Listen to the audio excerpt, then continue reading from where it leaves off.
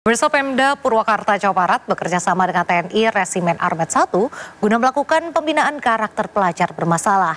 Pada gelombang pertama, puluhan pelajar mengikuti pembinaan selama 14 hari.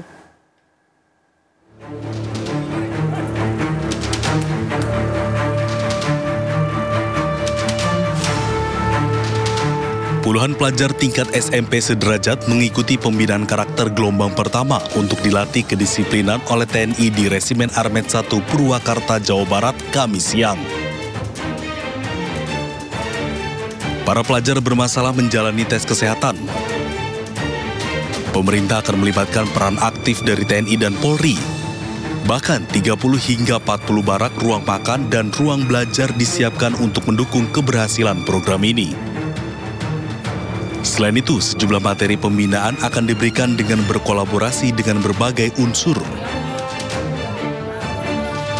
Sementara para orang tua siswa mengaku setuju dengan pembinaan anak-anaknya oleh TNI. Mereka berharap setelah dibina, anaknya akan menjadi baik. Insya Allah nanti akan dilatih di sini, akan dibina mentalnya, dan harapannya bahwa ke depan ini anak ini akan berubah, belajarnya akan berubah. Jadi pemeriksaan kesehatan akan memastikan bahwa adik-adik ini dalam kondisi sehat. Kemudian setelah pemeriksaan kesehatan nanti ada konsul psikologi. Konsul psikologi untuk mengetahui permasalahan karakter yang ada di adik-adik ini. Materi-materi yang lain ada kepemimpinan, ada bela negara, cinta tanah air, budi pekerti, wawasan kebangsaan. Kemudian ada materi outbound, ada materi pembinaan jasmani. Pembinaan jasmani apa? Berolahraga. Karena mensana in corpore sano, kalau dia tubuhnya sehat, diharapkan memiliki jiwa yang sehat. Sehingga materi-materi itulah yang kurang lebih nanti akan dilaksanakan selama kurun waktu 2 minggu. Para pelajar bermasalah akan mengikuti pembinaan selama 14 hari. Sedangkan sasaran utama dari program ini yakni siswa yang mengalami kesulitan saat dibina oleh sekolah atau mereka yang terlibat dalam pergaulan bebas dan tindakan kriminal. Dari Purwakarta, Jawa Barat, Irwan Aijus melaporkan. Pemirsa, rapat Komisi 2 DPR RI bersama para gubernur se-Indonesia mendadak jadi panggung kejutan. Bukan karena perdebatan kebijakan, namun karena sindiran Gubernur Kalimantan Timur, Rudy Masud, yang menyebut Gubernur Jawa Barat, Deddy Mulyadi, sebagai gubernur konten di hadapan menteri dan kepala daerah lain.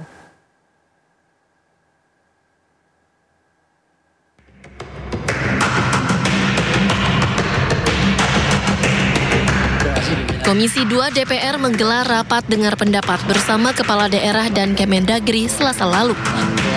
Rapat ini membahas masalah BUMD hingga mendengar evaluasi kinerja pemerintah daerah. Namun ada momen menarik ketika Gubernur Kalimantan Timur, Rudy Masud, sempat menyindir Gubernur Jawa Barat, Deddy Mulyadi, sebagai gubernur konten. Dan seluruh gubernur yang hadir hari ini, Kang Deddy, gubernur konten. Mantap nih Kang Deddy nih. Sindiran itu pun ditanggapi santai Deddy Mulyadi. Gubernur Jawa Barat ini menyampaikan bahwa konten-konten yang dibuatnya justru memberi manfaat efisiensi bagi Pemprov Jawa Barat. Dan terakhir tadi Pak Gubernur Kaltim mengatakan gubernur konten, alhamdulillah. Dari konten yang saya miliki, itu bisa menurunkan belanja rutin iklan. Biasanya iklan di Pemprov Jabar kerjasama medianya 50 miliar. Sekarang cukup 3 miliar tapi viral terus. Terima kasih. Sementara dari sindiran yang dilontarkan, Gubernur Kalimantan Timur justru berbalik menjadi bumerang. Setelah warganet ramai-ramai membela Deddy Mulyadi dan akun Gubernur Kalimantan Timur, Rudy Masud, menuai gelombang komentar dari netizen. Tim Liputan iNews melaporkan. Pemirsa, Gubernur Jawa Barat Deddy Mulyadi lagi-lagi memberikan usulan kontroversial. Deddy akan mewajibkan KB pria atau vasektomi sebagai syarat penerima bantuan sosial di Jawa Barat.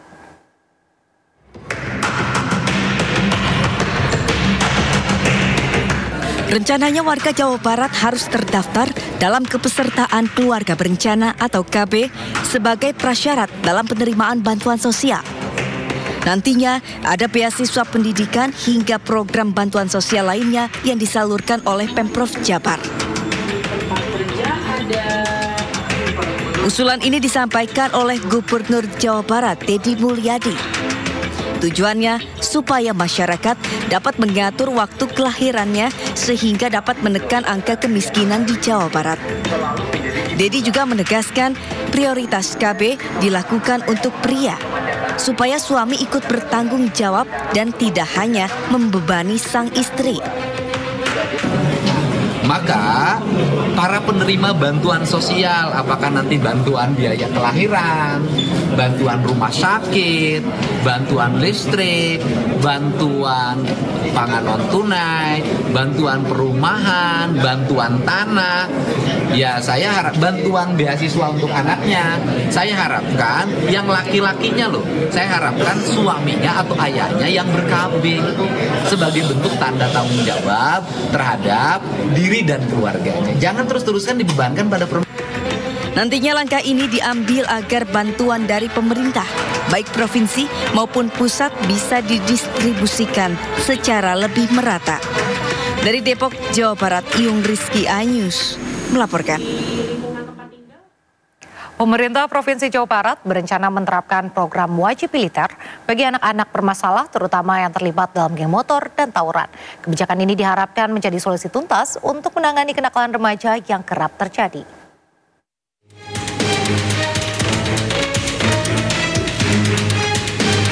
Maraknya kasus tawuran serta pelajar yang terlibat geng motor membuat pemerintah Provinsi Jawa Barat mengeluarkan aturan khusus untuk memiliterisasikan anak yang bermasalah. Program ini bertujuan membentuk karakter disiplin dan tanggung jawab. Peserta akan mengikuti pendidikan khusus di bawah pengawasan TNI Polri selama 1 tahun, sementara status sekolahnya tetap terdaftar di SMP atau SMA asal dengan kelas khusus. Maka saya merubah paradigma itu dengan cara apa? Banyak orang tua yang hari ini tidak punya kesanggupan lagi menghadapi anaknya. Banyak guru yang tidak punya kesanggupan untuk menghadapi murid-muridnya. Kenapa? Dia keras dikit nanti dikriminalisasi. Kan perlu dilakukan tindakan-tindakan yang nyata, terukur dan terencana. Maka salah satu pilihannya adalah melibatkan TNI Polri menjadi bagian dari upaya pembinaan mereka. Siapa yang dibina? Mereka yang mengalami kenakalan akut yang sudah mengarah kriminal. Bagaimana cara membinanya? Ya orang tuanya nanti menyerahkan dalam bentuk surat pernyataan, mengantar ke barak TNI-nya, mengantar ke barak Polri-nya, dan mereka status pelajarnya tidak akan hilang. Mereka tetap statusnya adalah pelajar SMP A, SMA B, dan kemudian tetap mereka belajar sebagaimana biasa, tapi pola hidup yang dirubah.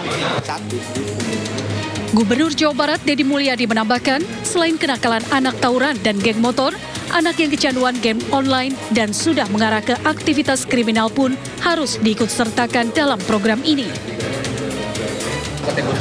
Tukang tawuran, tukang mabuk, tukang main Mobile Legend, yang kalau malam kemudian tidurnya tidak mau sore, ke orang tuanya melawan, melakukan pengancaman, di sekolahnya bikin ribut, bolos terus, dari rumah berangkat ke sekolah nggak nyampe. Kan kita semua dulu pernah gitu ya. Rencananya program akan dimulai pada 2 Mei 2025 dengan peserta anak-anak bermasalah atau terlibat tindak kriminal. Sementara itu, TNI Angkatan Darat sebagai pelaksana kegiatan ini mengatakan pihaknya masih menunggu detail teknis yang dikoordinasikan antara pemerintah Provinsi Jawa Barat dan Kodam 3 Siliwangi. Pada prinsipnya, TNI AD siap mendukung program-program pemerintah daerah sesuai dengan apa yang diamanatkan dalam undang-undang sebagai tugas TNI. Pemerintah juga menegaskan program ini akan dipantau ketat untuk memastikan tujuan pendidikan tercapai serta mengurangi tingkat kenakalan remaja. Dari Bandung, Jawa Barat, Ervan David, iNews melaporkan.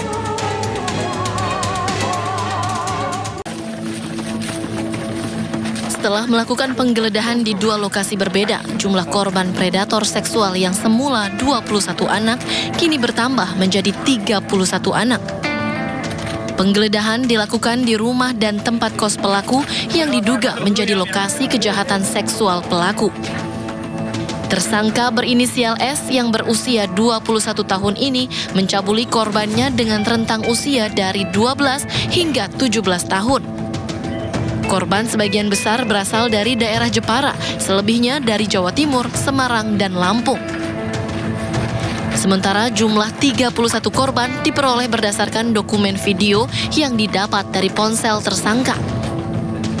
Terungkapnya kasus ini berawal dari laporan keluarga korban yang menemukan video tidak senonoh di telepon genggam anaknya usai diperbaiki karena rusak.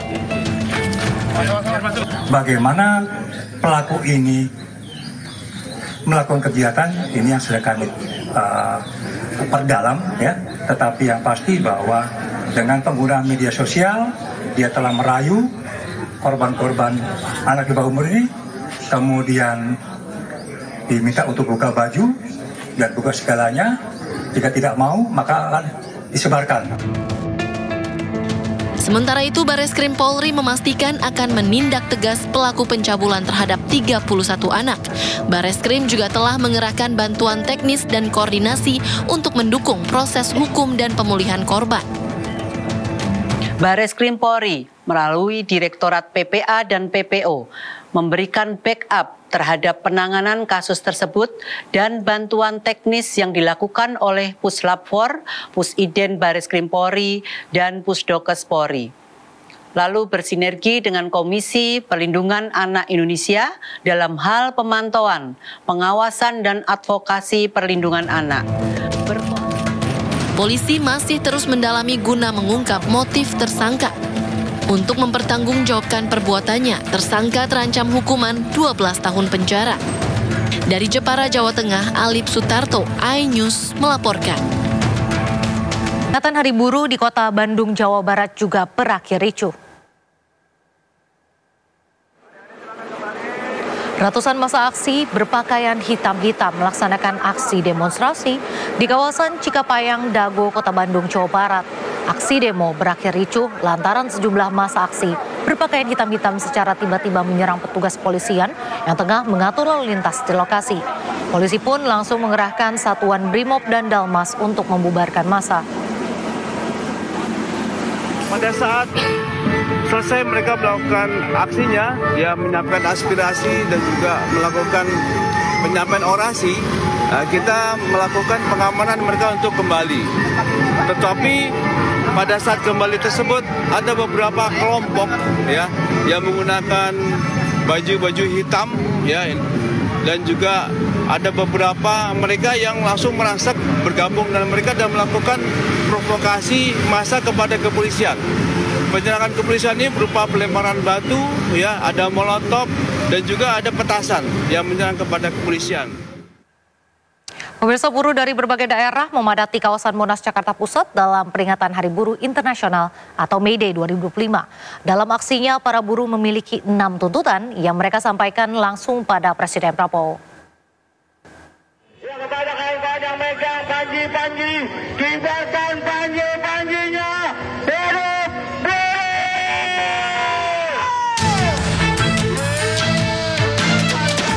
Ratusan ribu buruh diperkirakan hadir dalam peringatan Hari Buruh Internasional di Monas hari ini.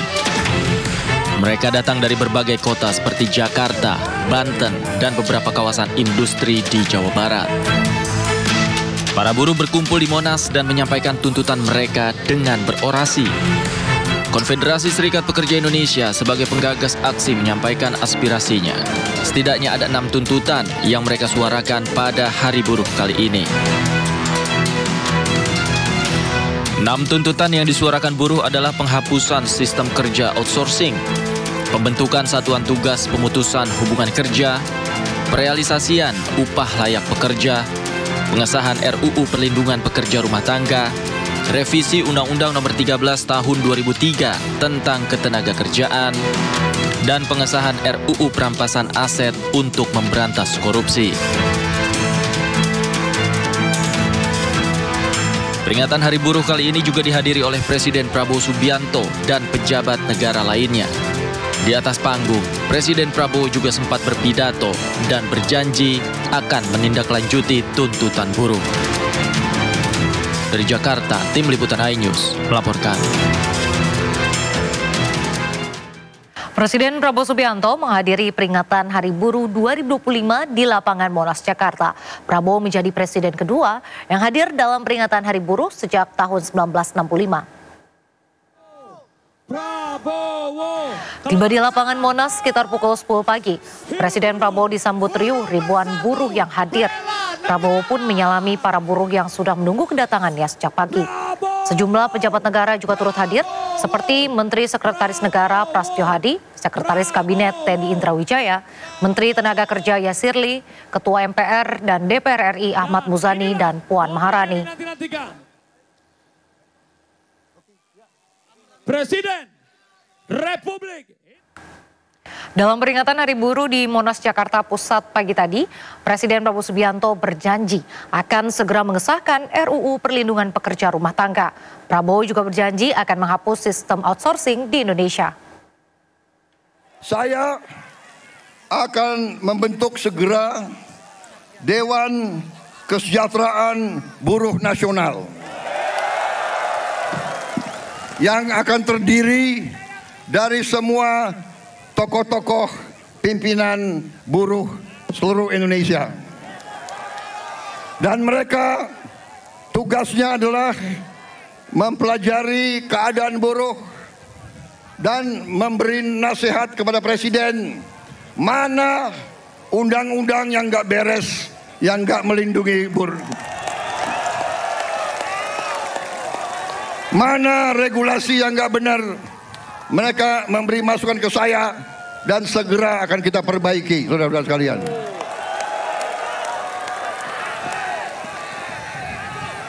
Saudara-saudara sekalian,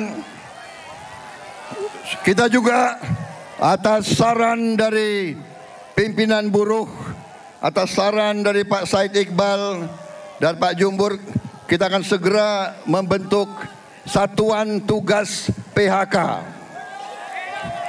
Kita tidak akan membiarkan rakyat kita tidak akan biarkan pekerja-pekerja di PHK-kan seenaknya.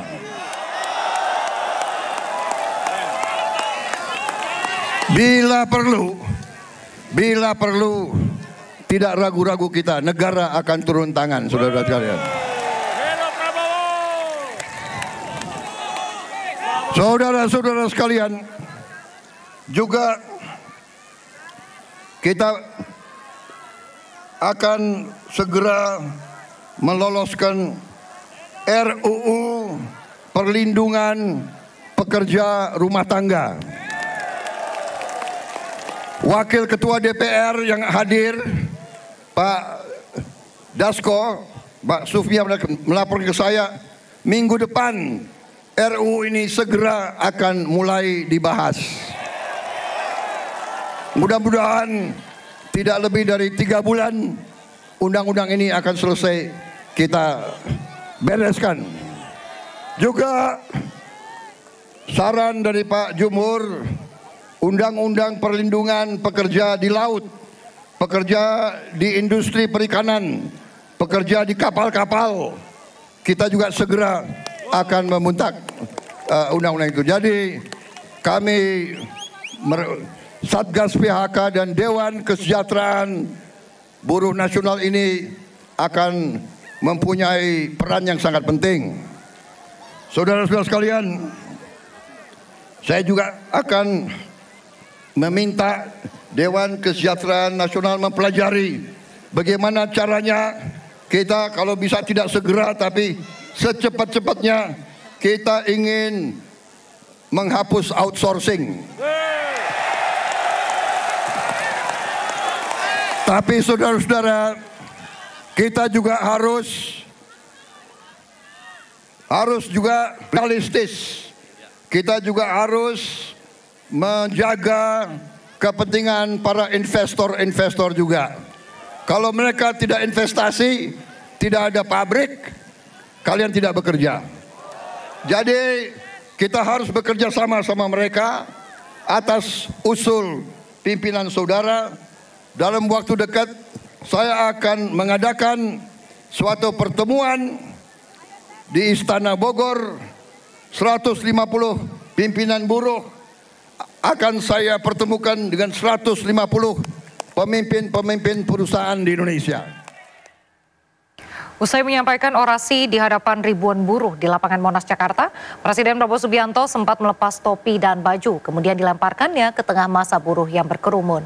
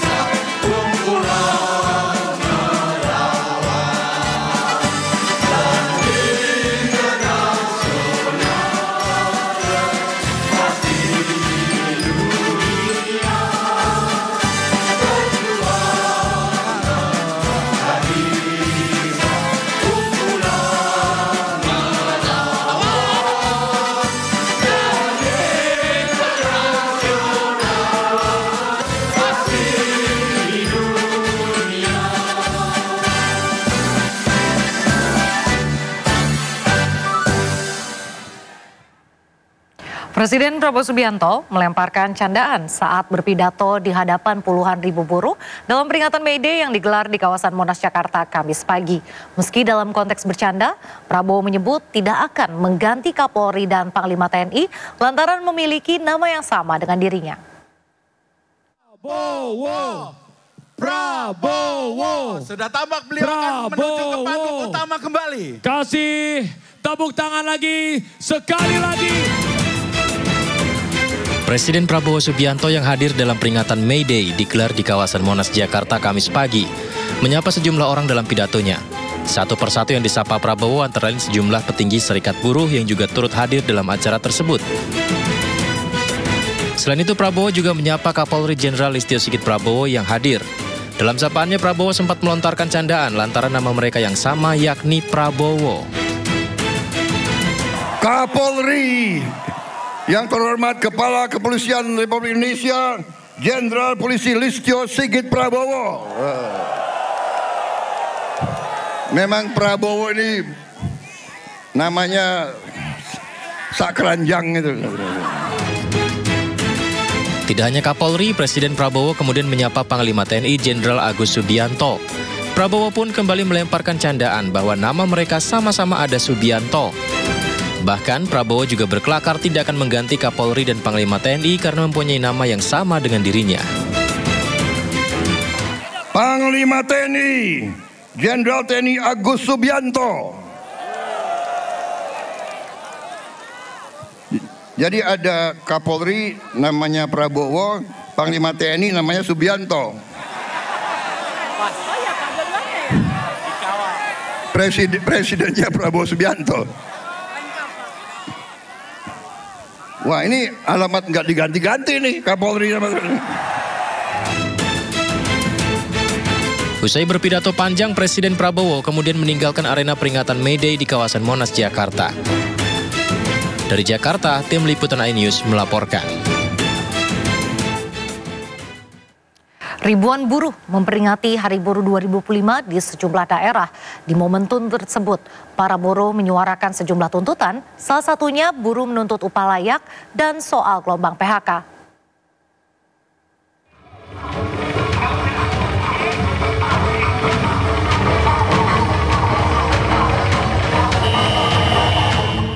Massa buruh dari berbagai daerah di Jawa Timur konvoi dan menggelar aksi unjuk rasa memperingati Hari Buruh atau May Day di kawasan Jalan Ahmad Yani, Surabaya, Jawa Timur. Tuntutan kita ada untuk Gubernur Jawa Timur dan untuk pemerintah pusat. Para buruh bergerak dari Sidoarjo menuju kantor Gubernur Jawa Timur di kawasan Jalan Pahlawan, Surabaya. Mereka menuntut pengampunan pajak dan upah layak serta meminta tidak ada PHK massal. Aksi ini membuat ruas jalan raya di Surabaya macet total lantaran massa buruh menutup ruas jalan raya Ahmad Yani, Surabaya.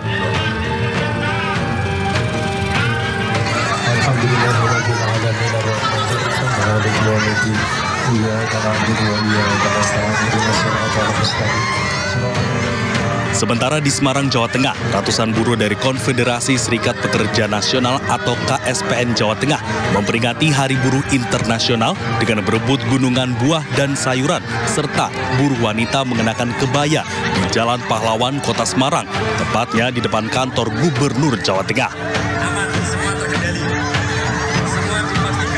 Peringatan Hari Buruh Internasional dengan tema Buruh Ruat Negoro ini diartikan bahwa buruh bersama-sama berjuang menjaga, memperbaiki, dan membersihkan negara dari penyalahgunaan kekuasaan.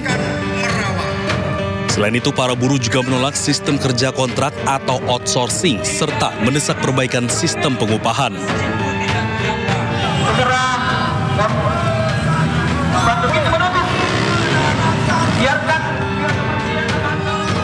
Sedangkan di Makassar, Sulawesi Selatan, ratusan buruh yang tergabung dalam Konfederasi Serikat Nusantara menggelar aksi Long March ke Jembatan Layang Makassar, Sulawesi Selatan. Tidak hanya kaum buruh, sejumlah pengemudi ojek online juga ikut meramaikan peringatan Hari Buruh 2025. Dalam momentum ini, buruh menyuarakan sejumlah tuntutan seperti pembentukan Satgas PHK, merealisasikan upah layak, hingga mendesak pengesahan Undang-Undang Pengakuan dan Perlindungan Masyarakat Hukum dan Adat. Banyaknya masa aksi yang berunjuk rasa membuat arus lalu lintas di bawah flyover Makassar ditutup sementara.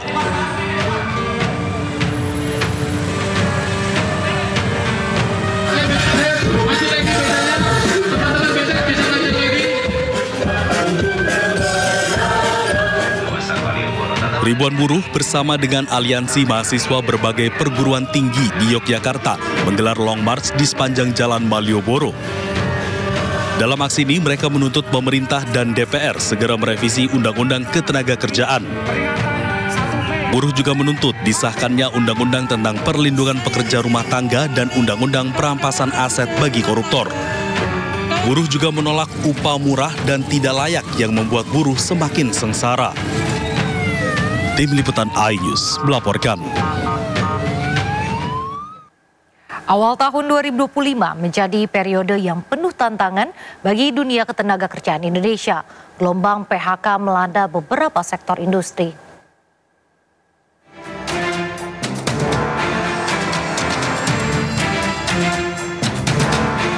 Awal tahun 2025 menjadi periode yang penuh tantangan bagi dunia ketenagakerjaan Indonesia. Gelombang pemutusan hubungan kerja atau PHK melanda beberapa sektor industri dan meninggalkan ribuan pekerja dalam ketidakpastian. Gelombang PHK ini mencerminkan ketidakstabilan ekonomi yang semakin terasa. Penurunan daya beli masyarakat, fluktuasi nilai tukar diduga akibat konflik geopolitik yang telah mempengaruhi beberapa perusahaan di Indonesia.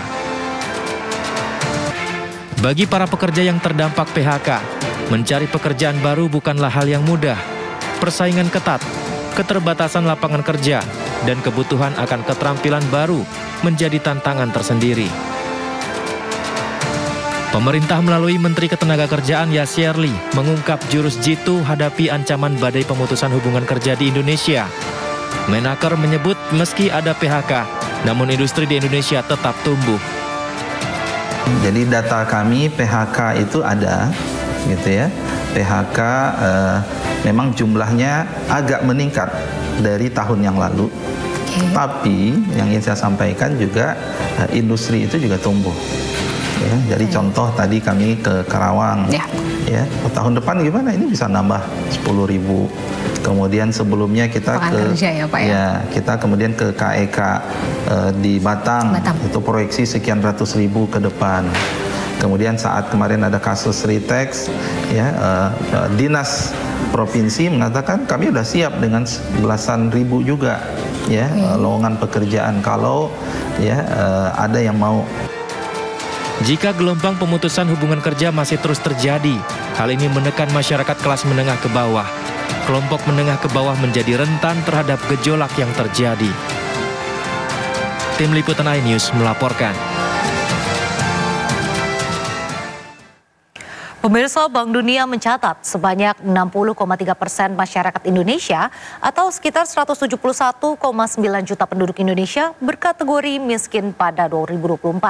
Persentase masyarakat miskin Indonesia tersebut dihitung berdasarkan ambang batas garis kemiskinan negara berpendapatan menengah ke atas dengan pengeluaran sebesar 6,85 US dollar per hari atau sekitar Rp115.000 per hari. Bank Dunia mencatat sebanyak 60,3% masyarakat Indonesia atau sekitar 171,9 juta penduduk Indonesia berkategori miskin pada 2024 jika dihitung berdasarkan ambang batas garis kemiskinan negara berpendapatan menengah ke atas. Persentase penduduk miskin di Indonesia menjadi yang tertinggi kedua di Asia Tenggara setelah di posisi pertama Laos dengan persentase penduduk miskin sebesar 68,9%. Jumlah penduduk miskin Indonesia juga lebih tinggi bila dibandingkan dengan negara ASEAN lainnya, yakni Malaysia 1,3%, Thailand 7,1%, Vietnam 18,2%, dan Filipina 50,6%. Meski demikian, Bank Dunia memperkirakan angka kemiskinan di Indonesia akan menurun menjadi 58,7% pada 2025, turun menjadi 57,2% pada 2026, dan turun menjadi 55,5% pada 2027. Proyeksi menurunnya jumlah penduduk miskin tersebut jika Indonesia berhasil mendorong pertumbuhan ekonomi hingga setidaknya 6%. Mengutip laporan Macro Poverty Outlook edisi 10 April 2025, Bank Dunia mengkategorikan Indonesia telah mencapai status negara berpendapatan menengah ke atas pada 2023 dan bertujuan untuk mencapai status berpendapatan tinggi pada tahun 2045.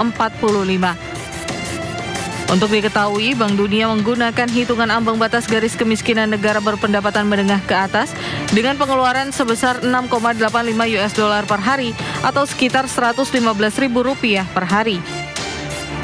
Di sisi lain, Bank Dunia juga mencatat angka kemiskinan Indonesia hanya mencapai 16,6% pada 2024 apabila dilihat berdasarkan ambang batas garis kemiskinan negara berpendapatan menengah ke bawah. Persentase tersebut setara dengan 44,4 juta penduduk. Kita ke informasi lain, pemirsa. Ujian masuk perguruan tinggi negeri atau UTBK masih terus berlangsung hingga 3 Mei mendatang. 5 hari pertama pelaksanaan UTBK, Panitia Ujian Universitas Sumatera Utara menemukan 7 kasus percokian.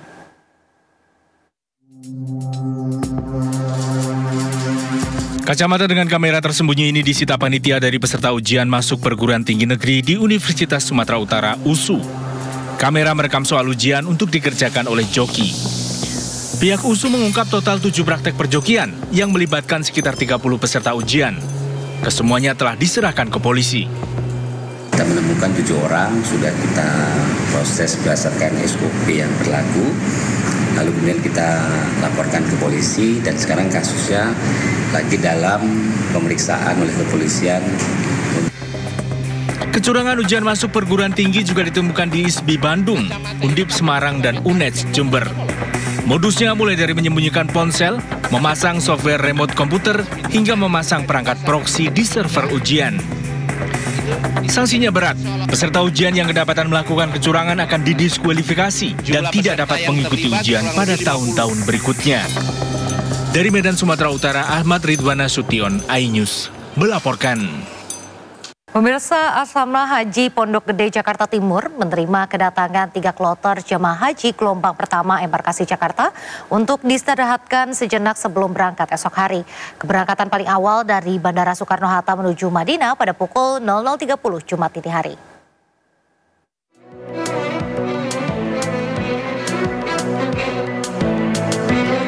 Dengan diarahkan petugas pendamping haji, gelombang pertama jemaah calon haji embarkasi Jakarta dari Jakarta Utara dan Banten telah tiba untuk beristirahat di Asrama Haji Pondok Gede Jakarta Timur.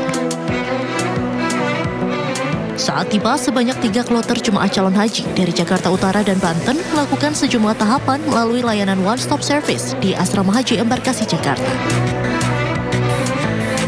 Di asrama haji ini juga diberlakukan sistem Mekah Route, di mana pemeriksaan imigrasi telah terintegrasi sehingga tak perlu melewati imigrasi Indonesia saat berada di bandara. Para jemaah akan diberangkatkan menuju Bandara Soekarno-Hatta dengan jadwal paling awal pukul 00.30 waktu Indonesia Barat Jumat dini hari. Jadi one stop service kita di embarkasi JKG ini, jamaah mulai dari kedatangan itu ya langsung disambut oleh panitia.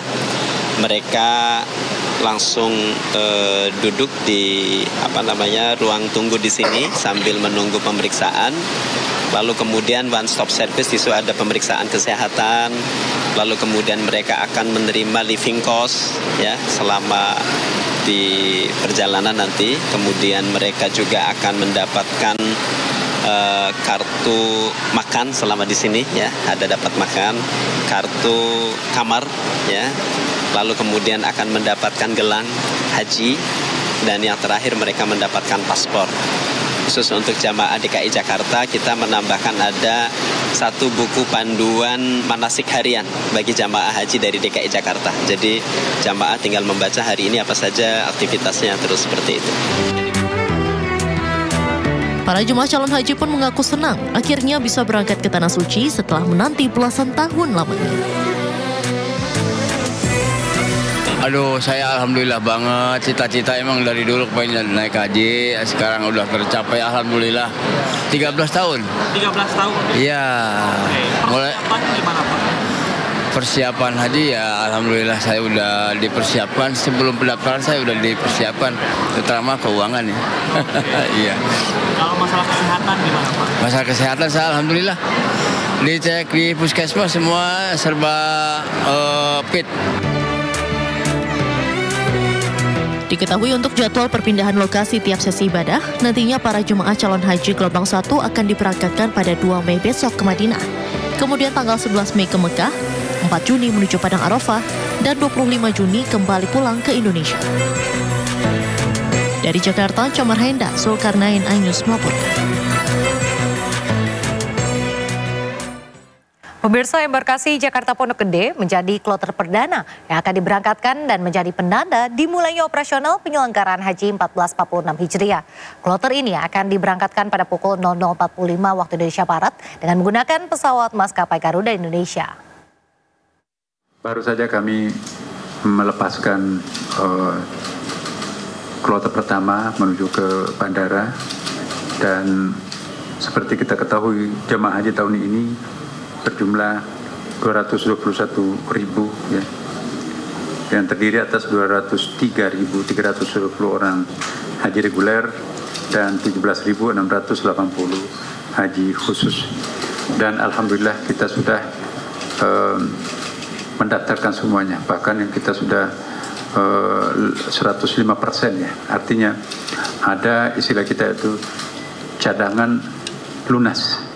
Antisipasi kalau misalnya tiba-tiba berhalangan hadir karena sakit atau ada yang meninggal atau ada urusan tidak bisa ditinggalkan, maka sayang kalau itu kosong, maka itu kita angkat nanti ibarat nomor urut kacang naik ke atas, dan itulah nanti akan menutupi jamaah haji yang berhalangan. 221.000 ini pasti ada saja halangan, dan itu tahun lalu itu bahkan bisa mencapai ratusan bahkan ribuan. Nah, kami sudah punya cadangannya berdasarkan nomor urut kacang, bukan dengan cara-cara lain. Kemudian saya juga tadi subuh baru tiba dari Madinah ya, mengecek seluruh persiapan haji di Madinah, karena mereka ini kan nanti akan langsung ke Madinah. Kita sudah siap di situ.